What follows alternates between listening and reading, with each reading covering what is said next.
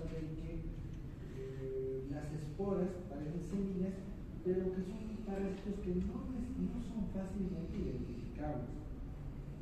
Este parásito se le descrito en 1907 en muestras de roedores.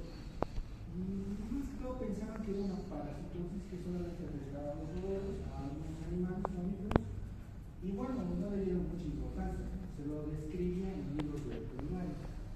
Pero en 1976 se reportan dos primeros casos, una niña y una persona de 29 años, y ahí como que llama la atención, dicen, este parásito no solamente puede estar en animales, sino también en algunos humanos. Después, en 1980, describen pacientes con VIH, y ahí ya asocian y dicen, bueno, afecta a niños, personas adultas y a pacientes con VIH. Pero tal vez lo más llamativo de esta parasitosis ha sido cuando en 1993 se produce un brote en Milwaukee, Estados Unidos, por agua, es decir, el agua que se distribuye a la población estaba contaminada con quistes, y en ese brote hay 400,000 afectados. Y de estos 400,000 afectados, debido a una gran cantidad de asintomáticos, sintomáticos, aparece un grupo que llama la atención. Habían 50, en algunos textos hablan hasta de 100 personas que mueren. Y estos precisamente eran pacientes o personas que tenían SIDA. Es un parásito altamente infeccioso.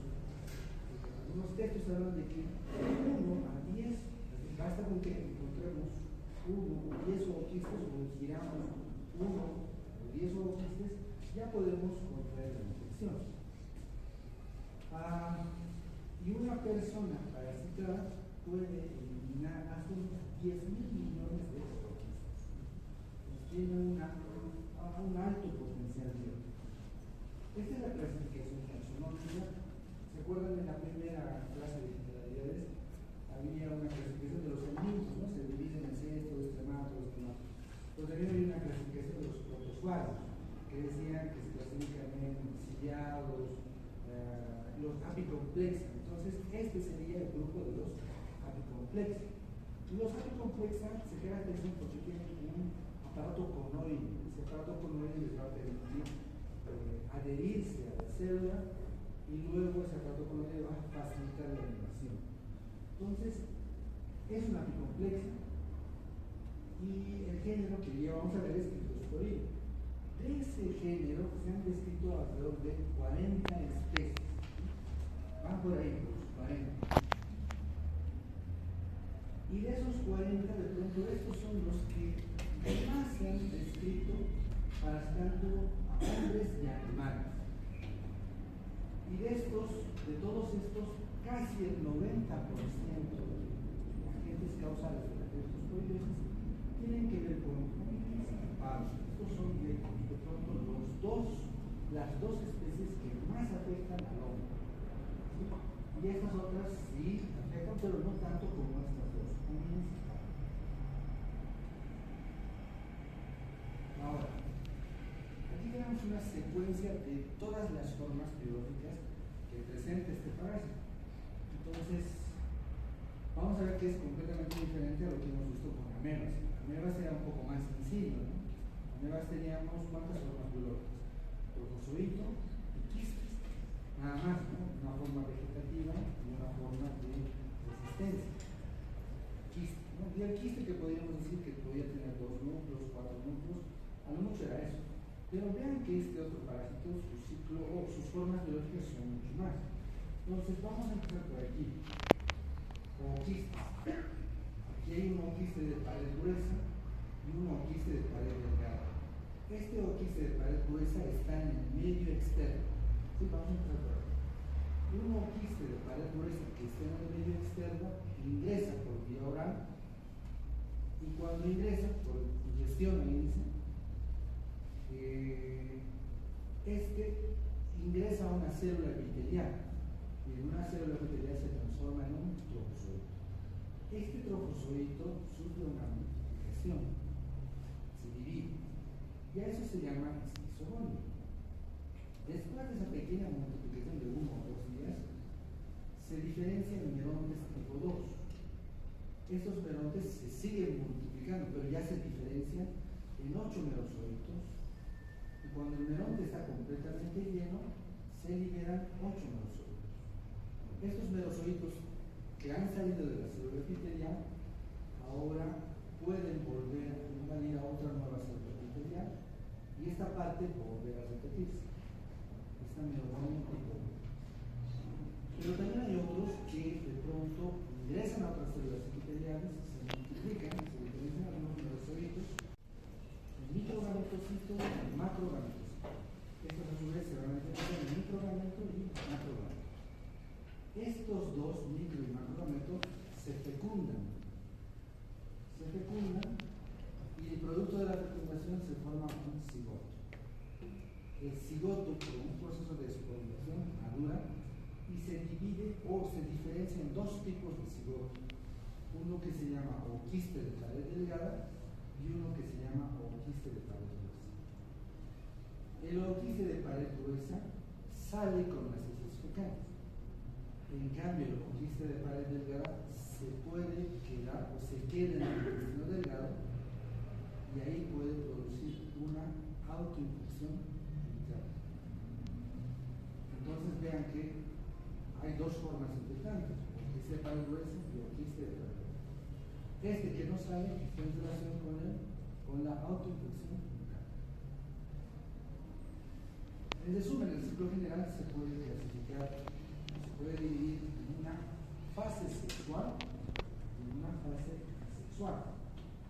La fase sexual correspondería a la gametogonio o gamogonio, ¿no? Se puede decir de las dos maneras. Entonces esto correspondería acá. Esta parte sería la gametogonia o gamogonio, ¿no? La multiplicación de tipo asexual. Y en cambio la asexual vendría a ser la esporogonia, que vendría a ser esto. Cuando está acá, cuando está en el cigoto, se está produciendo aquí la multiplicación, esta parte del cigoto hasta que se liberan los conceptos, y esta otra parte que sería la esquizogonia o la monogonia. Esta parte, como esta parte, son procesos de multiplicación asexual. Otra forma de explicar lo mismo, entonces gamogonia, a ver dónde está nuestro oquiste maduro.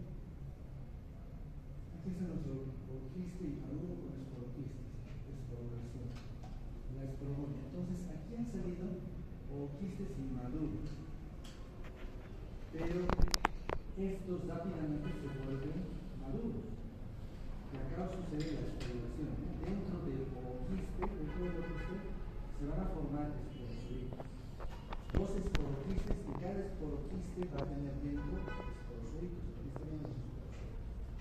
Que cuando entran al epitelio intestinal, esos esporozoitos salen, invaden a las células, lo que hemos dicho, se transforman en un merozoito, un esquizonte, este se diferencia en merozoitos, y aquí están saliendo los merozoitos que de pronto vuelven a ser esta parte de la merozonia tipo 1.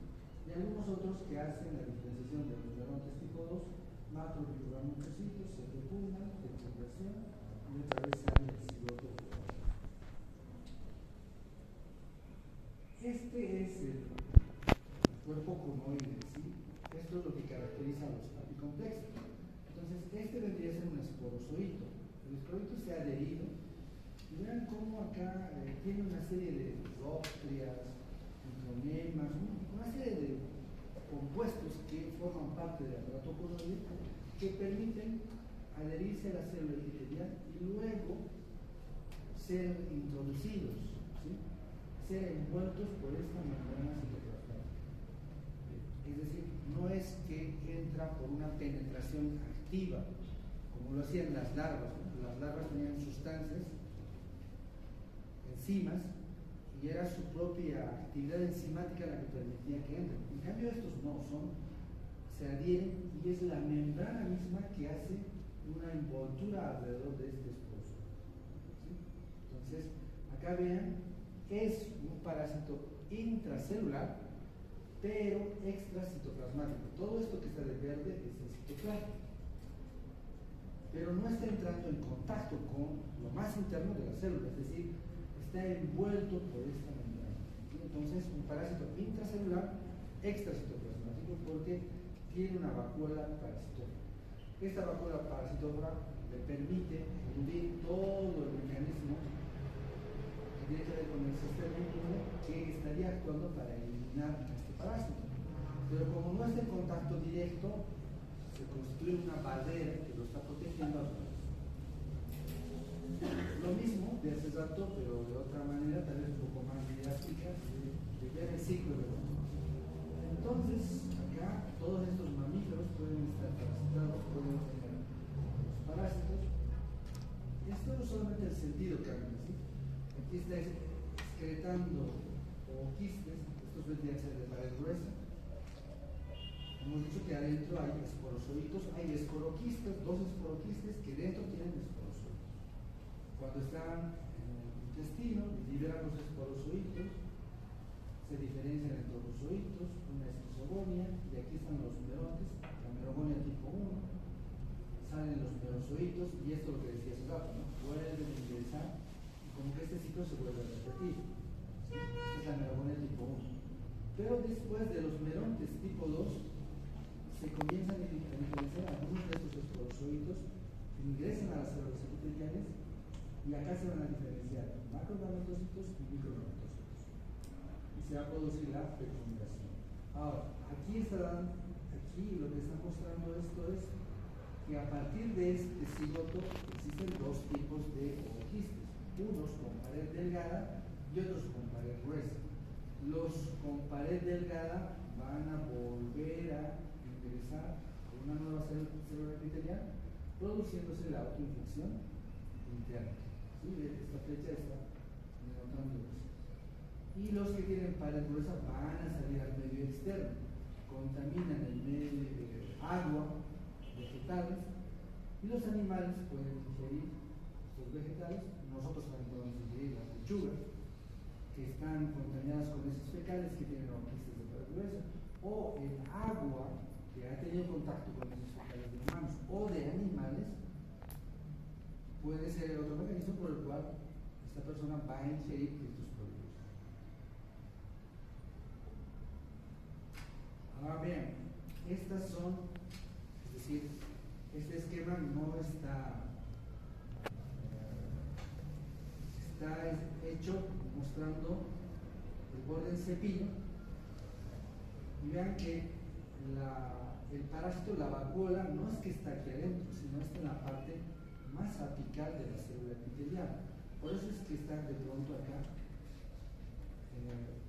La forma de la célula epitelial prácticamente se pierde, ¿no? Se pierde, ¿por qué? Porque esto ha crecido.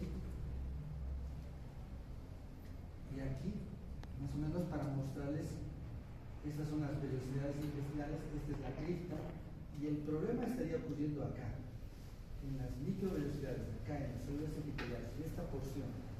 Entonces el parásito está en la porción más apical de las microvelocidades, deformando esta parte, la parte más extrema. Por eso es que aquí prácticamente vean cómo pierde la estructura, ¿no? Esta parte desaparece. Entonces el parásito está aquí, localizado en la parte más superficial o más extrema, en el polo apical. Entonces lo mismo, es el mismo esquema, ooquistes. Vean, este ooquiste tiene como una ranura en el ooquiste, y por estas ranuras salen los esporozoitos. Y aquí está saliendo el esporozoito, entrando a la célula epitelial, y está el trofozoito multiplicándose, los merontes tipo 1. Y es que aquí cuando está entrando, cuando ha ingresado a la célula epitelial, ya dentro de la célula epitelial comienza a provocar alteraciones. Es decir, acá va a haber una salida de iones, de sodio, de potasio, va a haber toda una alteración, lo cual va a ser responsable de provocar un tipo de diarrea que vamos a ver ahora. Entonces acá están los merontes tipo 2, lo mismo. De pronto aquí está más ilustrativo, ¿no? Pero aquí está el micro, macrogameto, cigoto, los ooquistes de pared delgada, o quistes de pared gruesa, y vean cómo estos, sin salir por fuera, están invadiendo y provocando nuevamente el ciclo, pero por un mecanismo de oxidación. Lo mismo. Entonces, ya ahí la cosa es entender el ciclo para poder comprender todo. Entonces, aquí lo mismo. ¿Dónde están nuestros quistes? Aquí están, estructuritos, dentro de la célula. El borde del cepillo se deforma por completo. Tipo 2, lo mismo, no lo voy a repetir. Acá otra forma, pero ya está mostrando dos cosas interesantes. Todo esto va a ocurrir en el intestino delgado, en el tercio final del duodeno, ilion. Algunas veces llega hasta el ilion, dependiendo de la extensión del parásito. ¿Sí? Neurones tipo 1, neurocitos tipo 2, ahora, de estos quistes de pared delgada, 20% llegan a ser de pared delgada y un 80% de pared gruesa, es decir, el 80%, la mayor cantidad, va a salir con las heces fecales hacia afuera y un 20% se va a quedar ahí dentro produciendo la autoinfección. El tipo de ciclo es un ciclo monoxeno, no es un ciclo heteroxeno. Sí tiene varios hospedadores, ¿no? Es decir, existe un montón de hospedadores. Ahora, una cosa que les decía, ¿no? Que esto de todo es más o menos para esquematizar cómo Cryptosporidium hominis, por qué mecanismos puede ocurrir la transmisión. Entonces, puede ocurrir de persona a persona, interpersonal, basta con que una persona esté infectada en sus fecales, de pronto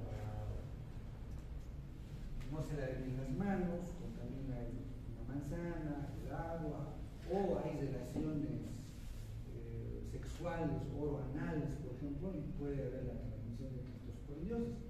Para que exista esto, entonces, ¿cuál es la condición? Que la forma biológica que está saliendo sea inmediatamente infectante. Y eso puede hacerlo. El quiste de pared gruesa sale ya con esa capacidad de poder ser infectante. Entonces puede haber interpersonales, sexual, familiar, enfermeras. ¿Sí?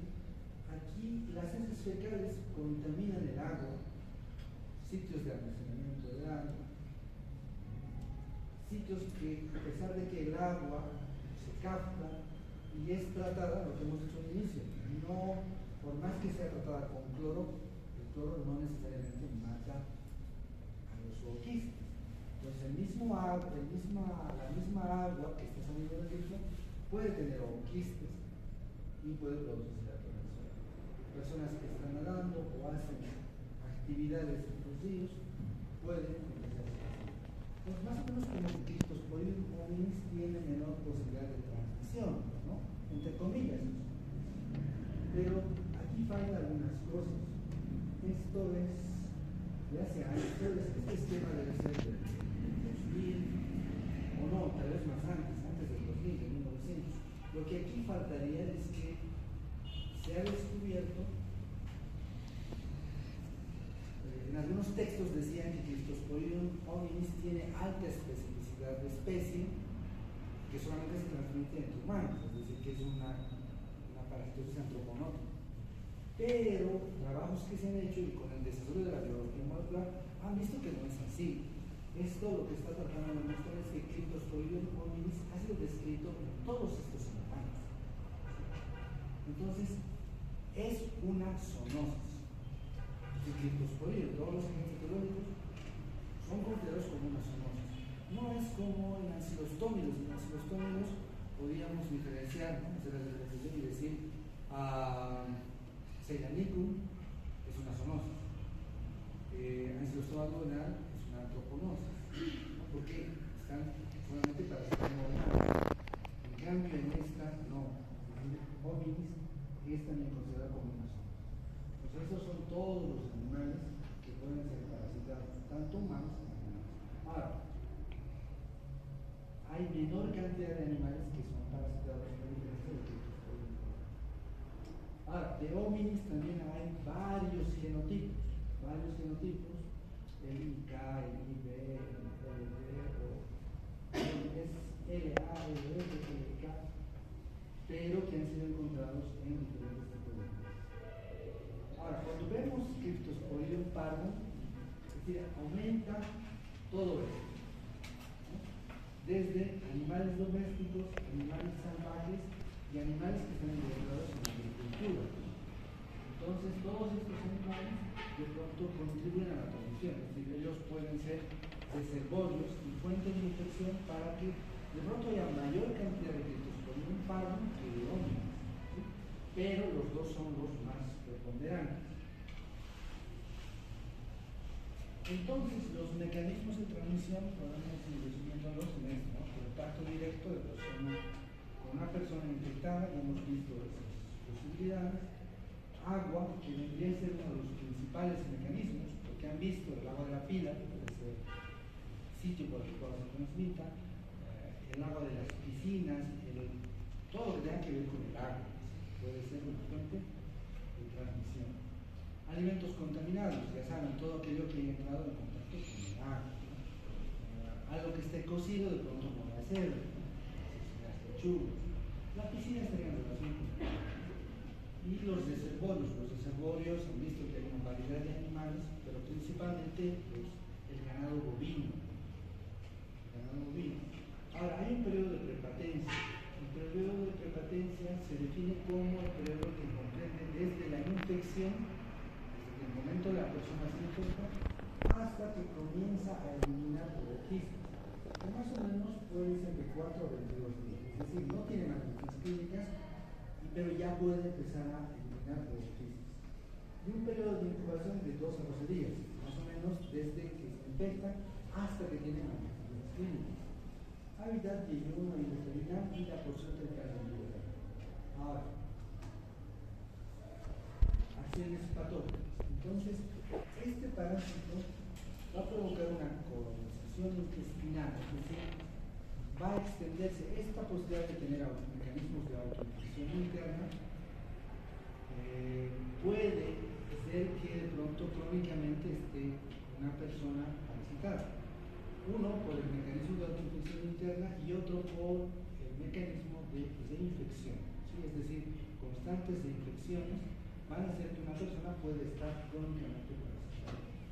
En el sitio va a haber un daño, una lesión a las células epiteliales.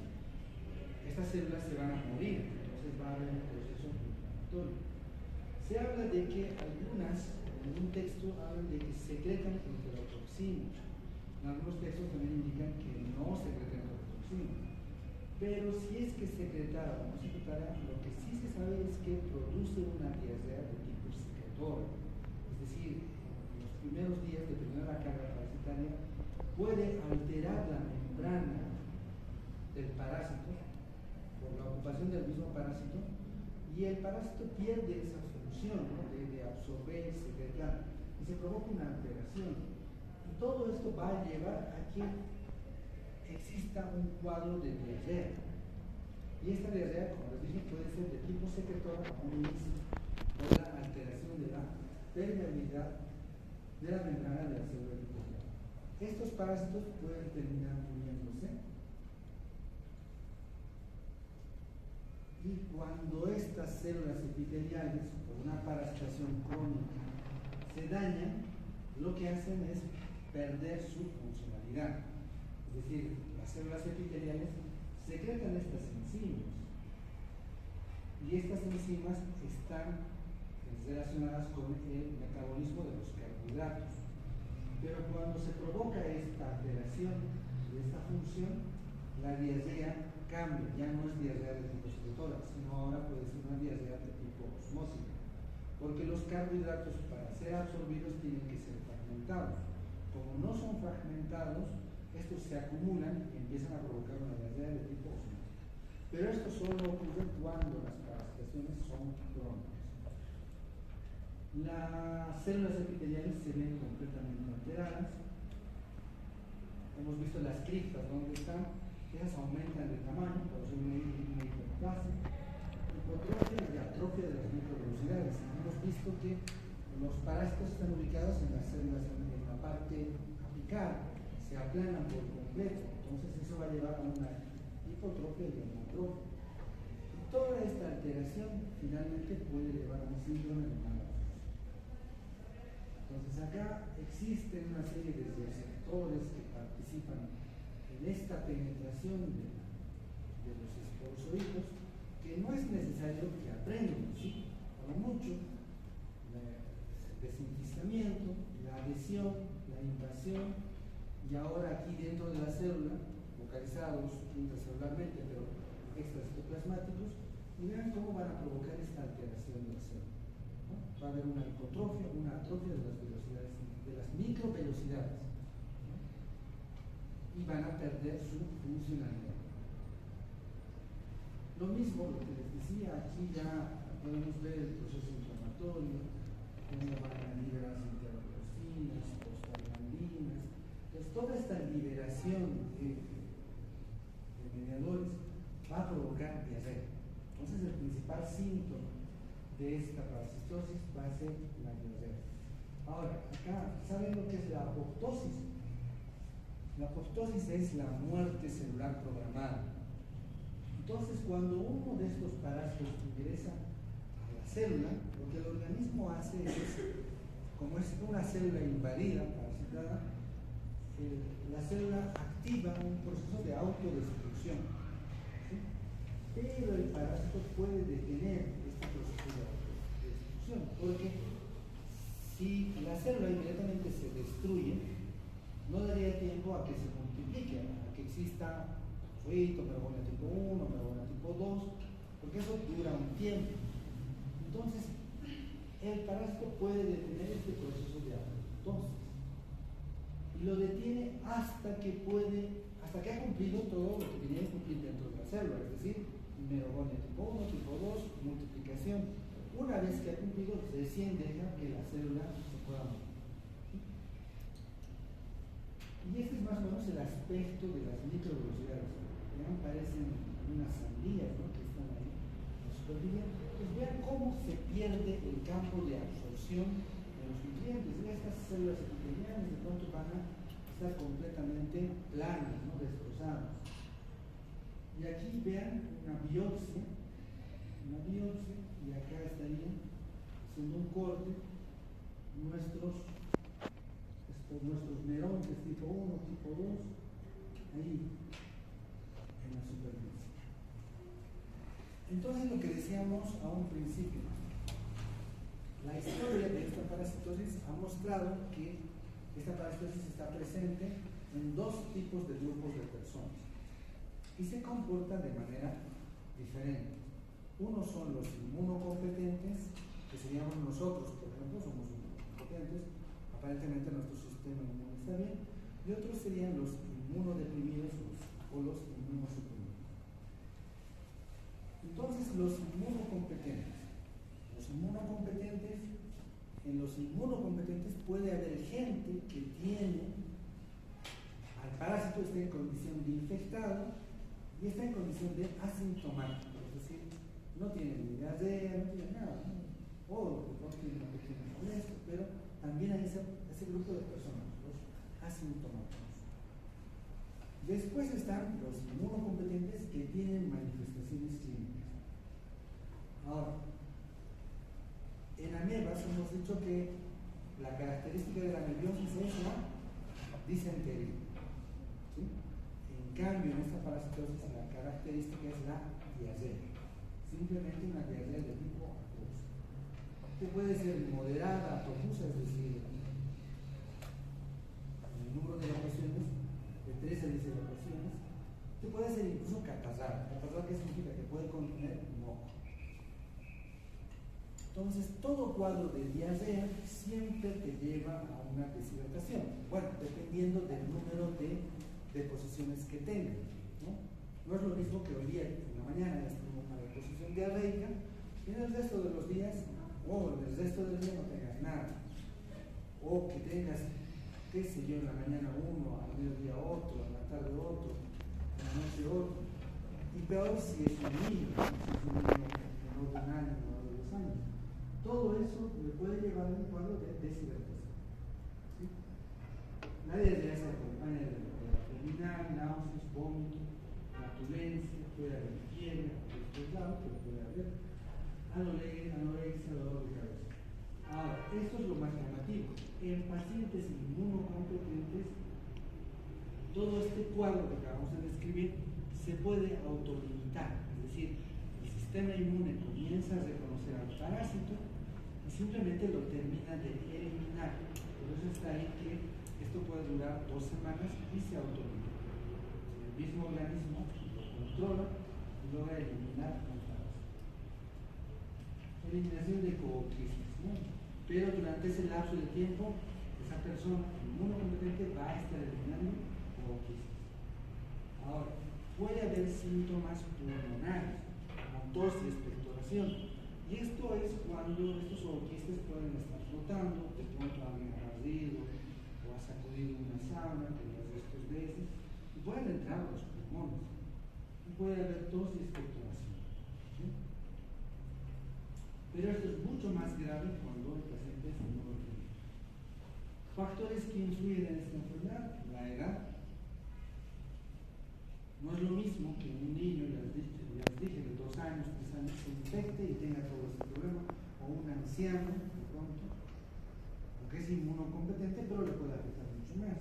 Y también sus hábitos higiénicos, competencia inmunológica.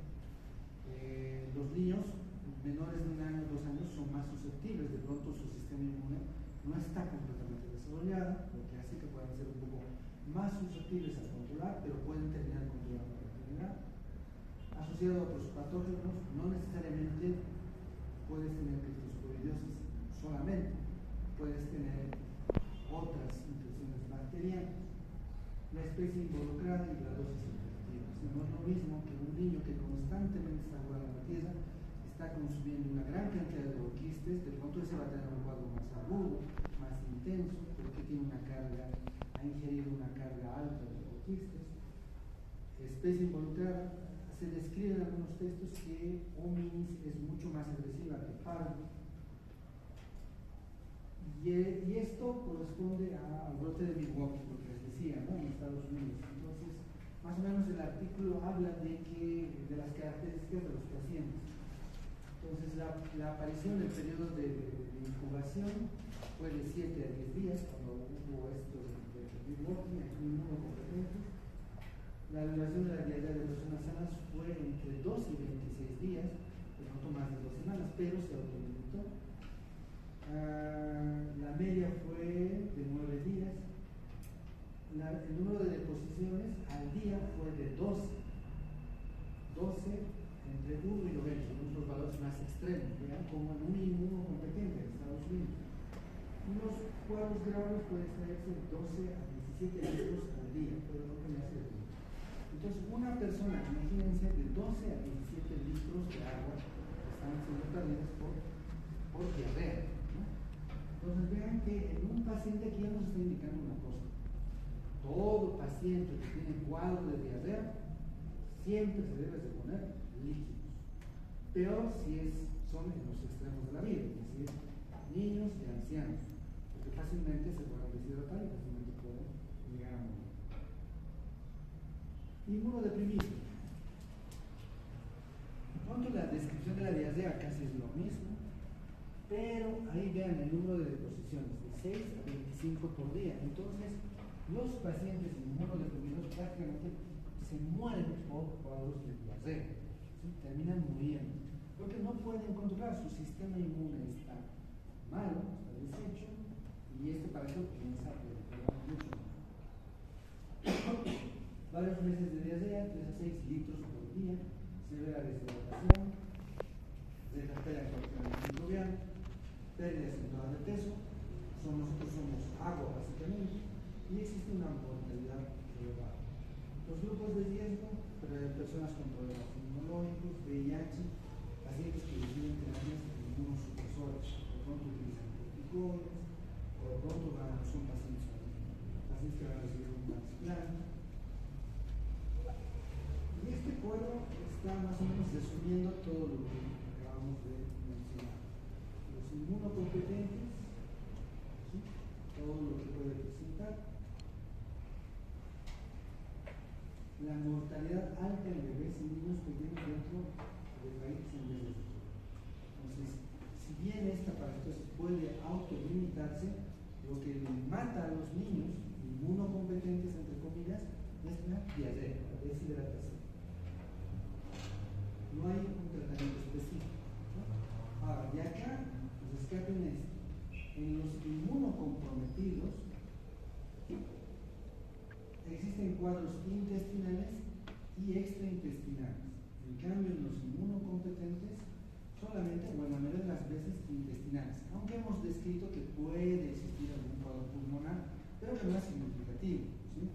Pero en estos es grave, lo extraintestinal es completamente grave, es de pronto otra de las causas de mortalidad. Asintomático, pasajero, crónico o fulminante. Diarrea, fiebre, dolor. Ahora, en estos pacientes inmunocomprometidos, todo paciente diagnosticado con VIH o que está siendo inmunosuprimido, lo que se debe determinar y valorar es desde cuándo de linfocitos T celular. Sí, esto es clave en todo paciente inmunocomprometido. Vean aquí que la concentración de linfocitos TCD4, cuando es menor a 200 células o mayor a 200 células, la resolución puede ser espontánea, es decir, es un paciente con VIH, pero sus linfocitos TCD4 son mayores a 200, porque está con VIH, pero su sistema inmune todavía funciona. Entonces puede controlar, puede eliminar.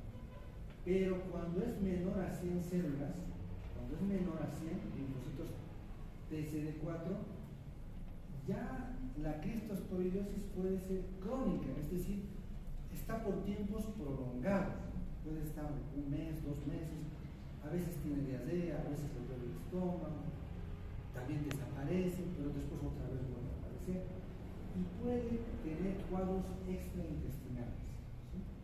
Y ya el sistema inmune está fallando. Pero cuando es menor a 50 células, de hecho es que va a tener un cuadro fulminante, es decir, la diarrea va a ser incontrolable y los cuadros extraintestinales van a ser mucho más presentes. Entonces, con este recuento, nosotros podemos predecir y decir qué es lo que va a pasar con este paciente. Si aún está en condiciones de controlar, o va a ser cuadros crónicos, o finalmente está a punto de ser fulminante.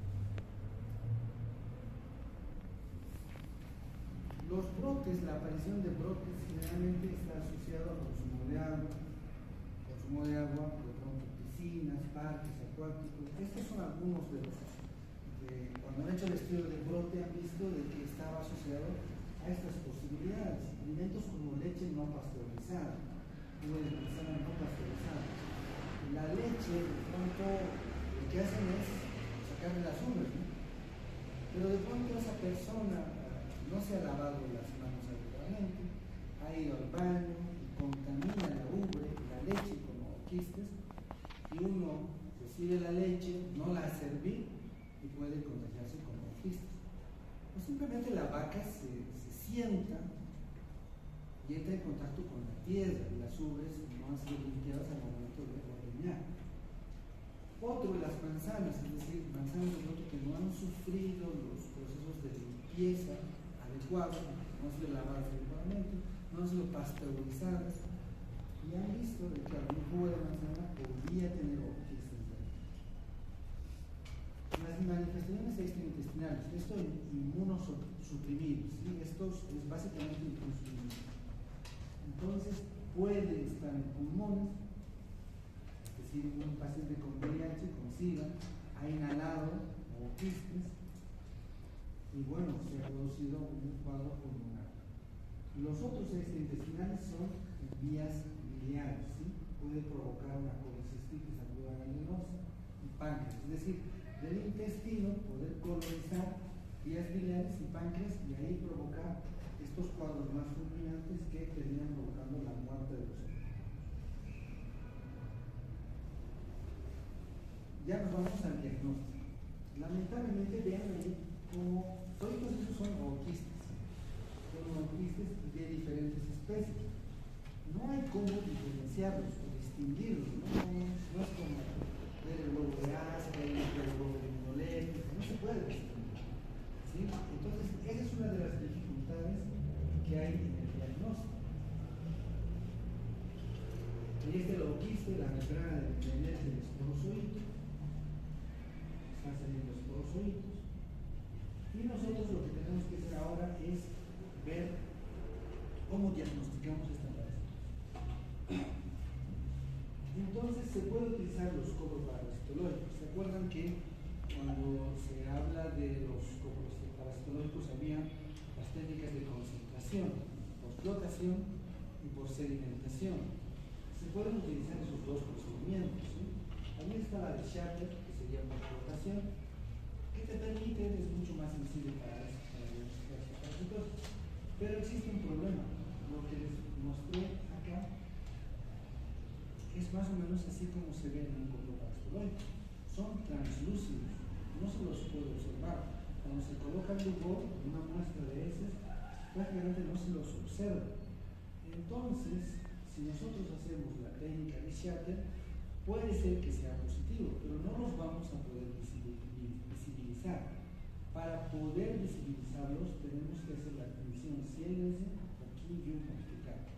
Es decir, ese sedimento que ha sobrado se extiende en un portaobjeto, se fija en el portaobjeto y luego se tiñe. Y cuando se tiñe, adquiere este aspecto, esta coloración. Entonces ahí recién se vuelve visible. Entonces, para el diagnóstico de esta parasitosis no sirve solamente hacer el coproparasitológico. Si lo has hecho bien, pero si no lo has tenido, no te sirve de nada. No vas a observar absolutamente nada. Entonces, sí o sí tiene que teñirse. Estos ooquistes son ácidos resistentes y por eso es que estos colorantes se pueden fijar en la membrana del cabello. Ahora, están teñidos. ¿Se puede hacer el diagnóstico de especie? Tampoco. No hay ninguna característica que te permita decir, este es pardo, este es ómino. Entonces, cuando se ve ese tipo de muestras, solamente se pone Cryptosporidium sp. ¿Para qué nos serviría llegar al diagnóstico de especie? Para nada, porque el tratamiento va a ser el mismo. Es decir, es como los ancilostóminos. Los ancilostóminos, cuando se ve un huevo de ancilostoma, simplemente se pone SP, ¿no? No necesitas averiguar si es canino, si es ancilostoma duodenal o si es mecatoroamericano, porque el tratamiento va a ser el mismo, ¿no? De pronto, si fuera el tratamiento diferente, ahí sí tendrías que llegar al diagnóstico de especie. Otras formas existen para llegar a este tipo de diagnóstico, existen estas otras formas, aunque no son muy sensibles, ¿sí? Como antígenos, ELISA para anticuerpos, para diagnosticar esta parasitosis. La biopsia de I1 es muy difícil de hacer eso, ¿sí? Porque el endoscopio llega apenas hasta el duodeno, no llega hasta el I1. No es un tubo largo que tú lo puedas meter, ¿no? Solamente te llega hasta el duodeno, a la unión del duodeno y el I1, y no pasa más. Entonces la biopsia es un poco complejo de realizar.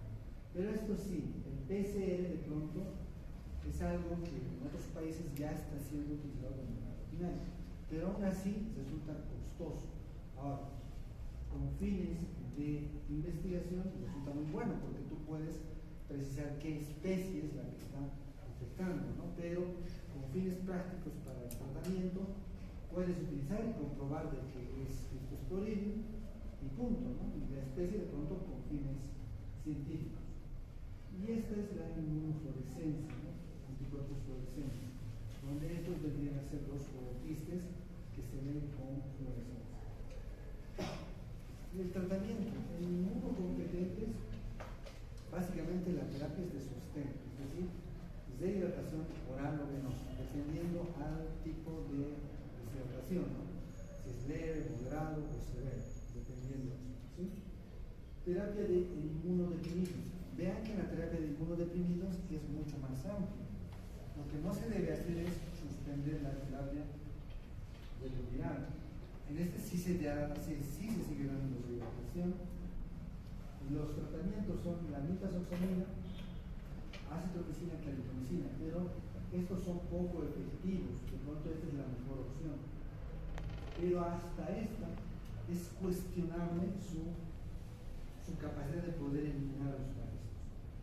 Los antidiarreicos, solo en inmunocomprometidos. No se recomienda, y eso jamás utilicen, los antidiarreicos para personas que tienen cuadros de diarrea. La diarrea es un mecanismo de defensa. Lo que el organismo trata de hacer es eliminar las bacterias, los parásitos que están ahí provocando daño. Entonces, si ustedes le dan un antidiarreico a un niño, están haciendo que de pronto se concentre mayor cantidad de bacterias, mayor cantidad de parásitos, y es mucho más grave. Sí se recomienda a los pacientes inmunocomprometidos, ¿por qué? Para evitar la pérdida de líquidos. Imagínense tener 20, 30 reposiciones al día.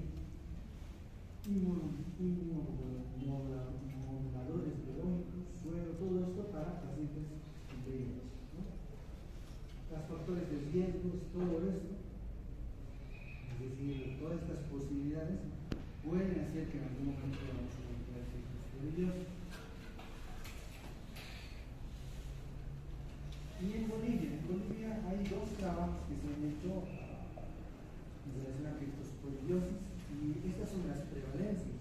Esto es un poco antiguo, esto es hecho en 1998, y lo llamativo de esto ha sido que todos estos niños, entre comillas, eran asintomáticos, ¿sí?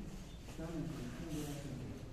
Ahora, puede ser que los niños los padres hayan dicho que no tenían nada, ¿no? Pero en el artículo se dice que esta era la situación de estos niños.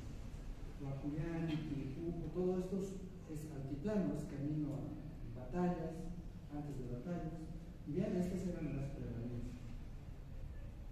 En otros países ven como las prevalencias son bajas, 1, 3, Asia 5, 10, 30, África, ¿ya? Bolivia, los más altos. En el hospital del niño, nosotros trabajamos que llegaba a 26, 103%. Nosotros tenemos prevalencias altas de criptosporidiosis. Lo que no se sabe exactamente es cuánto tenemos de porcentaje de asintomáticos y cuánto de sintomáticos. Persistencia, distancia, bueno, todo eso tiene que ver con algunas características. O quistes inmediatamente infectantes, tamaño pequeño es muy interesante. Esto vamos a ver más adelante con los filtros. Resistente a las condiciones del medio. Ahora, vean que aquí son termolábiles, pero a menos 20 por 72 horas y a 100 grados. Hay otra diapositiva que esto explica mucho mejor. Ahora, vamos a ver. Resistentes al cloro. Estos son los 4 resistentes al cloro. Vean, para eliminar a criptosporidium necesitamos 9.5 minutos para poder matar con cloro, ¿no? Ahí están unas veces de los tiempos. A esto, de aquí el agua. Se recomienda irse a 64.2 grados, mínimo 5 minutos. ¿Sí? A 72, que esté hirviendo 72, por lo menos 1 minuto. Pero nosotros, cuando hacemos hervir el agua, no llegamos a hacer hervir 1 minuto o 5 minutos. Apenas cuando suena la candela y bota el vapor y empieza a silbar, ¿qué hacemos? Lo apagamos rápidamente. Y ahí debería ser cuando nosotros lo dejamos 5 minutos o 1 minuto. Por otra parte, peor si utilizamos calderas eléctricas, ¿no? La caldera eléctrica automáticamente está hirviendo ya y se corta. Entonces, es un poco complejo. A menos temperaturas, los refrigeradores, ¿a cuánto de temperatura están? Máximo llegan a 2 grados. ¿No?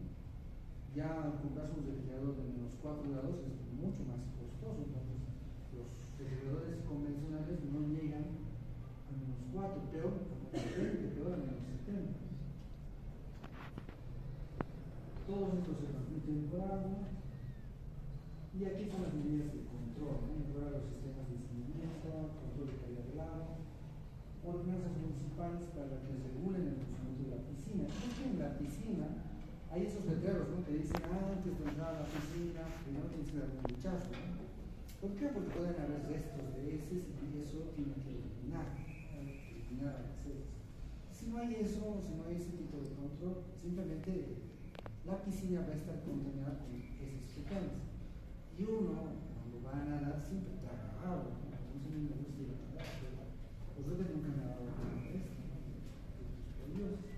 Control veterinario, es decir, a los animales que son afectados presentan básicamente diarrea. Entonces hay que mejorar la calidad del agua. No existe solo un método que te garantice. La única forma de garantizar que el agua pueda, entre comillas, estar casi libre de oquistes es cuando utilizas varios métodos. Es decir, las plantas de procesamiento no solamente deberían utilizar filtros de arena, cloro, rayos ultravioleta, deberían utilizar varias posibilidades para poder eliminar los oquistes. Profilaxis, lavado de manos después de pecar, después de jugar o tener contacto con animales, antes de comer, lavado de alimentos, consumo de gasolina, cubrir alimentos de vectores, las moscas pueden trasladar los oquistes, evitar el consumo de aguas, líquidos o vapores. Esto, ¿no? Si tiene diarrea normal, no cabe agua de piscina,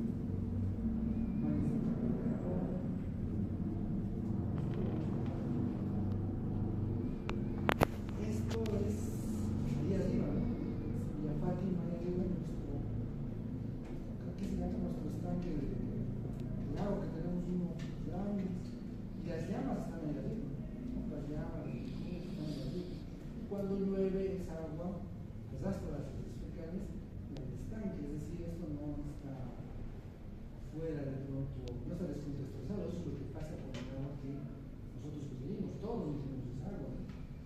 Y eso, aquí en La Paz no hay mucho de esto, pero los que han ido a Santa Cruz hay estos juegos recreacionales, entonces, pero también aquí hay piscinas, ¿no? Hay piscinas donde uno va a nadar, está todo cubierto, y hay gente de todo tipo que entra, y si no sigue las recomendaciones, bueno, uno se puede encontrar esa enfermedad, ¿no? Y el perro ahí.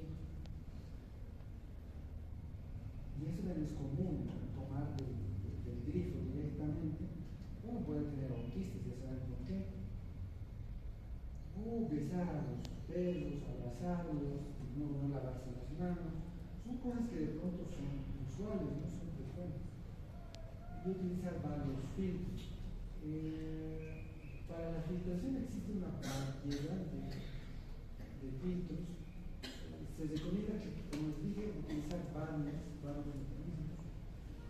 En África, como es un sitio con mucha pobreza, la OPS estaba donando estos filtros para que los niños puedan tomar de los ríos directamente.